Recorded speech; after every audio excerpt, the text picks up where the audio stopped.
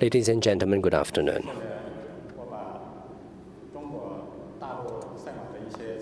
I'm going to have a presentation on the horse industry in China. I'm going to talk about the history, and then I'm going to talk about the current situation, and I will conclude with an outlook of the future.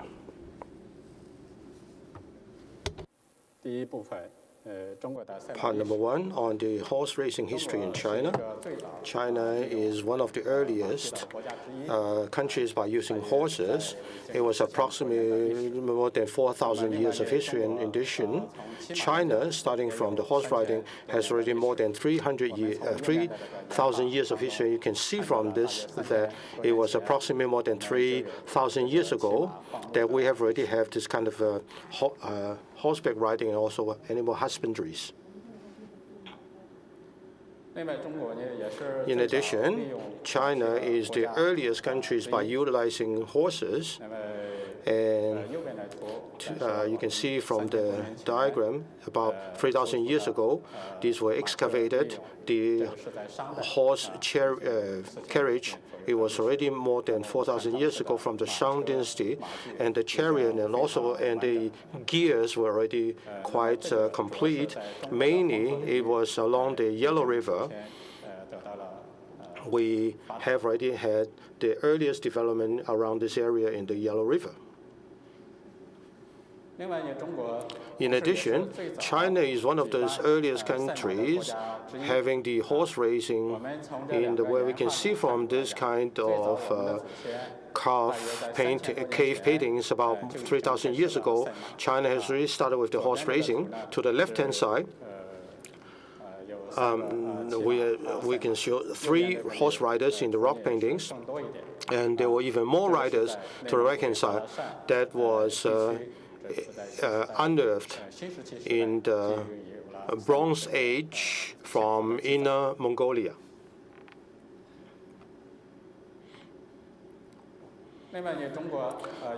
China also have a very long horse racing culture. This is a proverb, a Chinese proverb saying that during the 3 kingdoms, it was the king's horse together with the general's horse. They have 3 horses every time. The general always lost. But then, listening to his military advice, by using Tianji's inferior horses to compete with the king's horses, so the other 2 horses were having races and they all won. So, in other words, a very simple Chinese proverb saying that we have already a very, very earliest histories about even for the royal races. China is one of the countries having a lot of contributions to the horse industry. You can show different kind of pictures. One is that China is the earliest countries by inventing the horse saddles. To the left-hand side, you can see it was during the warlord period. To the right-hand side is, of course, the in Qin. People are very familiar with the terracottas, and it's very common by using saddles, and it was greatly improved the utilization of the horses at that time.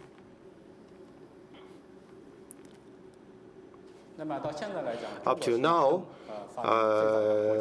China is always one of the earliest countries by having, it was approximately about in the year 3000, it was in the Jing dynasty, that you can see from this terracotta unearthed on the rider of the stirrup was invented, but the stirrup was only present in the left-hand side, so it was guessed that it was only by mounting, for the mounting purpose, by using the stirrup.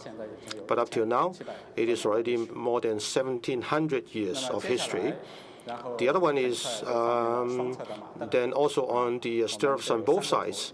We see that also the original single stirrup, and together with the Jing dynasty and followed by the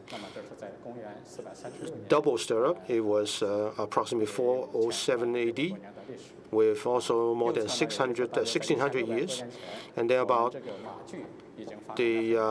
we have already have very well developed harness, not only with the stirrups but also with saddles, and was quite safe and also more practical by having the utilization of the horses by having the complete harness. At the same time, we are also one of the earliest country by having the horse judging.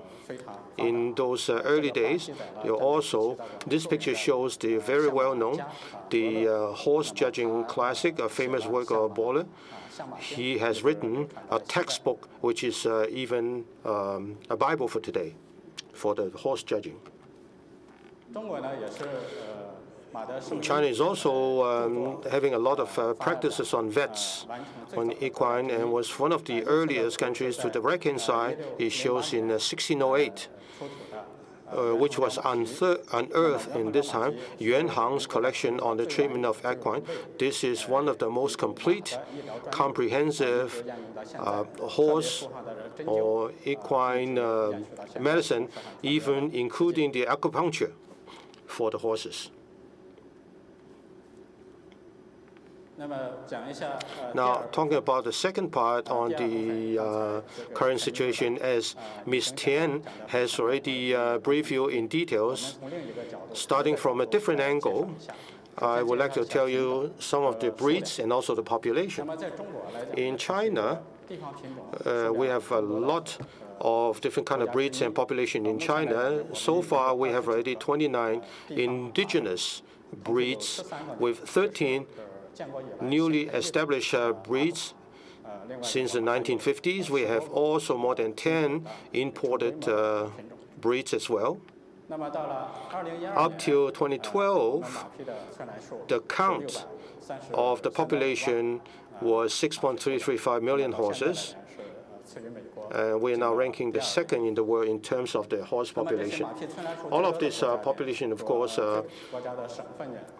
most of them are in the Mongolia, Xinjiang, and Sichuan, as well to the west, southwest as well, and to the northwest. The table shows for the last 65 years of the horse population. The highest count was in 1977. It was more than 11 million. We are talking about 6 to 7 million these years. On the horses, a very stable situation for the population. We have some breeds which are quite unique and outstanding. People are very familiar with the Mongolian horses, one of the largest breeds, and they are well distributed and a very good utilization of the horses. And this is to the top right. To the middle, it is also one of the dwarf horse, and it was very purebred horse. And to the right-hand side, it is also from Yili, from Xinjiang area. Then the black one is also a different species from Mongolia. To the middle is also Bohai horse to the middle, and then to the bottom right is another Sanhe. These are the species and the breeds in China which have a very good contribution in terms of the utilization of the horses. In terms of the imported horses on the thoroughbreds, we have also imported many of the thoroughbreds. We are talking about around 3,000. And the registered thoroughbreds was approximately 400 in the China Stud Book. We currently have approximately 16 race courses capable of organizing race horses alongside the coastal areas, also in Inner Mongolia, Nanjing, Wuhan, cities like that. Out of the horse racings, of course, it was having different kind of competitions and races, usually for some flat racings and also testing on the speeds, flat races, different kind of grades, ages, and also performance and thoroughbreds. There will be also a Breeders' Cup. Generally, it's also in Xinjiang, together with Inner Mongolia as well. And then we also participated and also having some inland horse races as well. There are also some ethnic competitions, especially in summertime, in some of these kind of remote areas. And every year, every location, we have also different kind of provinces, even provinces, and they have also their local unregulated horse racing, including on the Nadamu festival in Mongolia, together with some of the endurance racing and some traditional pacing or trotting.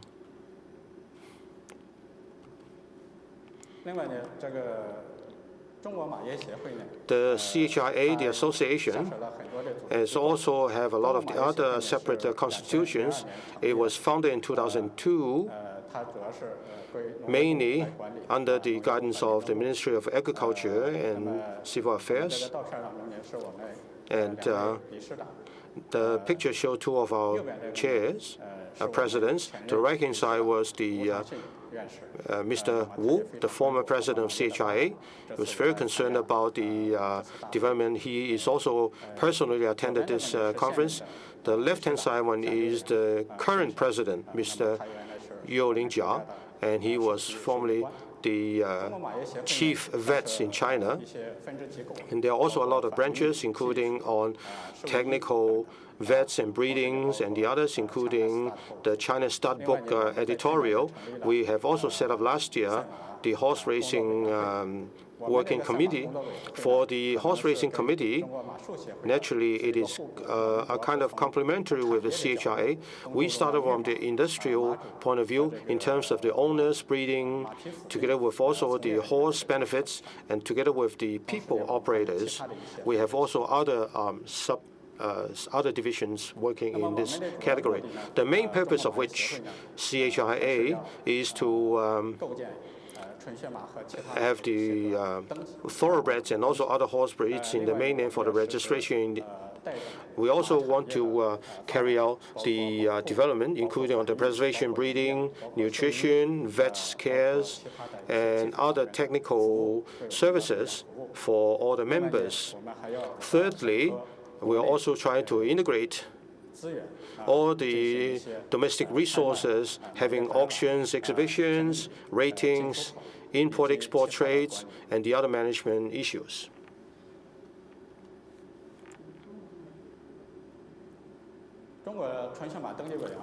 The China Stud Book was certified by ISPC. BC was also having the registration of thoroughbreds together with also the other breds. And so far, we have already had the best breds and also the thoroughbreds, some of the important horses to be registered. However, the number is quite minimal. The main difficulty is that for the thoroughbred raising is not that regulated. In other words, some of the competitions and races are not being registered, and based on some of the horse owners, they are not very clear about that. So this is one of the most difficulties we encounter so far for the awareness. At the same time, we also have carried out some of the relevant rules and regulation studies, such as our own establishment, some of the thoroughbred racing rules applicable in China, endurance, and also Breeders' Cups. At the same time, we also have studied some of the laws and regulation framework of the other parts of the world. We also wish that for the organization management of thoroughbred racing, all the resources would have to be completely regulated. As we look into the future, these are some of the things that we want to do. First, we want to attend ARF, and we want to participate in the International Racing Organization. We also want to have support from the international community. We'll also organize horse racing activities. And we will integrate resources of horse owners and organizations in China and international horse organization,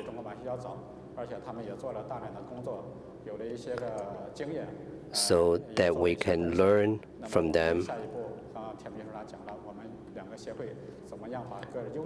And so the horse industry can be upgraded and improved. And if possible, we also like to host ARC in mainland China. All in all, we like to make contribution to the horse racing industry in China and in the world, and to provide more services to owners and horse fans in China and around the world. This is the end of my presentation. Thank you.